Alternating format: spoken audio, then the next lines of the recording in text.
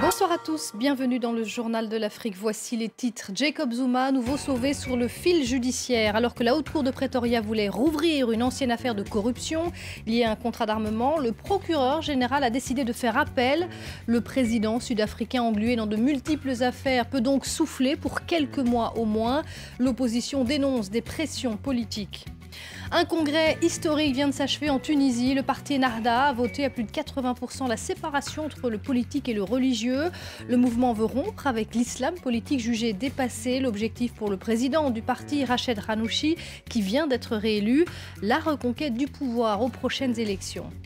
C'est une première en Afrique de l'Ouest. Un concours du meilleur robot a été organisé à Dakar. 200 jeunes Sénégalais ont participé. Objectif, trouver des solutions concrètes pour développer l'agriculture. Et les jeunes se sont pris au jeu avec beaucoup de talent. Une nouvelle édition est déjà programmée l'an prochain. Mais on commence avec ces nouvelles manifestations de l'opposition au Kenya. Il y a au moins un mort, selon des médias locaux, à Kisumu, dans l'ouest du pays. Alors que dans la capitale, Nairobi, la police anti-émeute a dispersé les manifestants à coups de canon à eau et de gaz lacrymogène. L'opposition, qui multiplie les appels à défiler ces dernières semaines, réclame la dissolution de la commission électorale, qu'elle juge partisane, à un peu plus d'un an de la présidentielle. Je vous le disais en titre, nouveau rebondissement judiciaire en Afrique du Sud où une énième affaire de corruption pèse sur le président. Jacob Zuma échappe finalement pour l'instant au rétablissement de près de 800 charges contre lui. C'est une affaire de corruption dans le cadre d'un gigantesque contrat d'armement qui remonte à plus de 17 ans. L'opposition, qui avait obtenu gain de cause le mois dernier, ne décolère pas. Ben Barnier. Jacob Zuma pourrait être débarrassé pour quelque temps au moins d'une affaire gênante. Le procureur général a décidé de faire appel d'une décision de la Haute Cour de Pretoria qui visait à rétablir 783 chefs d'inculpation de corruption à l'encontre du président sud-africain. Je ferai toujours ce qui est correct, qu'il s'agisse d'un citoyen ordinaire, d'un ministre ou d'un président en exercice, quel que soit le statut de la personne concernée. S'il y a des suggestions comme quoi j'aurais succombé à des pressions pour prendre ma décision, je peux rassurer le public sur le fait que ces allégations sont absolument ridicules et complètement infondées. Pour le principal parti d'opposition, le procureur général essaye de protéger Jacob Zuma. L'Alliance démocratique qui tient absolument à ce que le président réponde de ses actes devant la justice. Dans cette affaire, Jacob Zuma est soupçonné d'avoir perçu des rétrocommissions en 1999 dans le cadre d'un contrat d'armement d'une valeur de 4 milliards d'euros. Il a toujours récusé ces accusations, des chefs d'inculpation qui ont été abandonnés en 2009, juste avant son élection à la tête du pays. Le président sud-africain est également embourbé dans d'autres scandales qui le fragilisent. Fin mars, la Cour constitutionnelle lui a ordonné de rembourser une partie des 20 millions d'euros de fonds publics qu'il a utilisés pour rénover sa résidence privée. Il se fait soigner en Afrique du Sud. L'opposant congolais Moïse Katumbi a été évacué ce week-end par avion médicalisé à Johannesburg. Inculpé de trahison et sous le coup d'un mandat d'arrêt dans le cadre d'une affaire de recrutement présumé de mercenaires, il a toutefois été autorisé à quitter le pays dans sa région d'origine. Les réactions au départ de l'ancien gouverneur du Katanga, candidat déclaré à la présidentielle, sont mitigées. Écoutez. Tout ce qui peut se passer à Lubumbashi, ça doit être dans la légalité, dans le respect des textes, dans le respect de l'autorité. Que vous soyez de la majorité, que vous soyez de l'opposition. Ce départ n'est pas bon. Ça ressemble à une porte ouverte sur un exil forcé. La Vox Populi va s'exprimer.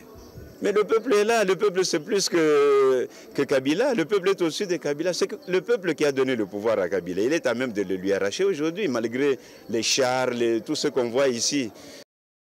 Et pendant ce temps, à Kinshasa, la dynamique de l'opposition appelle à manifester ce jeudi 26 mai. Une marche de protestation contre la décision récente de la Cour constitutionnelle autorisant Joseph Kabila à rester au pouvoir au-delà de son mandat si les élections n'avaient pas lieu, comme prévu en fin d'année. Protestation également contre la violence qui perdure dans l'est du pays. Écoutez l'un des leaders de cette plateforme de l'opposition. Lorsqu'on établit une loi, personne ne peut se mettre au-dessus d'elle. Nous tous, nous devons être inféodés à la loi. Et la loi suprême, c'est la Constitution. La Constitution prévoit qu'un président de la République n'a qu'un mandat de 5 ans renouvelable une seule fois. Et aujourd'hui, 9 personnes veulent réécrire cette constitution au travers de la Cour constitutionnelle. C'est pourquoi le peuple congolais dit non à la réécriture de la constitution et le peuple veut descendre dans la rue pour exprimer son mécontentement et sa désapprobation de cet état de choses. Des propos recueillis à Kinshasa par Thomas Nicolon. En Tunisie, Rached Ghannouchi a été réélu ce lundi matin sans surprise à la tête du mouvement Ennahda qui a tenu ce week-end son 10e congrès. Et la grande annonce de ce congrès, c'est la séparation entre les activités politiques et religieuses votées à plus de 80%.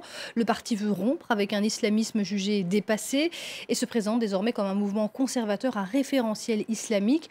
Nos correspondants Sandro Lutiens et Amdit Lili ont suivi le congrès à Hammamet.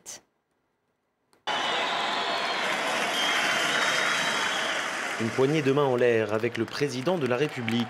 Le parti Ennahda épouse le présent avec un maître mot, l'adaptation. Nouvelle image, nouvelle assemblée interne, nouvelle technologie de vote et surtout, nouvelle tête. À 29 ans, la députée Saïda Ounissi a le profil idéal que le parti cherche aujourd'hui à promouvoir. Nous sommes des démocrates musulmans. Ça veut dire un parti politique qui est un parti politique centriste, qui considère qu'il y a une possibilité d'allier de la meilleure des façons entre les principes de la démocratie, entre les valeurs universelles et entre nos traditions et notre culture musulmane. Cette dédiabolisation qui en fait ne fait que révéler notre véritable identité, je le crois, va convaincre les Tunisiens. Islamisme, frères musulmans, adieu les mots qui fâchent. Le parti proclame la séparation du politique et du religieux et l'arrêt de ses activités de prédication. Objectif, devenir un parti de pouvoir. Ce qui a été décidé, c'est un parti politique national civil avec un référentiel islamique qui travaille dans le cadre de la Constitution et s'inspire des principes de l'islam et de la modernité. Un discours à l'unisson négocié depuis des mois, mais impossible de cacher quelques dissensions, comme sur la répartition des pouvoirs ou encore la représentation des femmes. Les discussions en fait sont longues, vives, il y a des différences entre il y a plusieurs points de vue. Et après une certaine discussion, nous passons au vote et j'espère que les points qui restent encore, nous allons pouvoir les résoudre petit à petit ensemble. Embrassant le plus large possible, le parti Ennahda tente un grand écart. Un pari politique pour durer en Tunisie.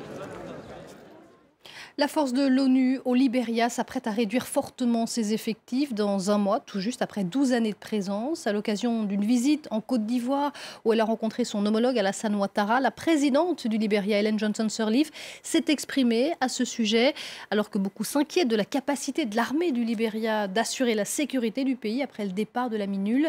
Écoutez sa réponse.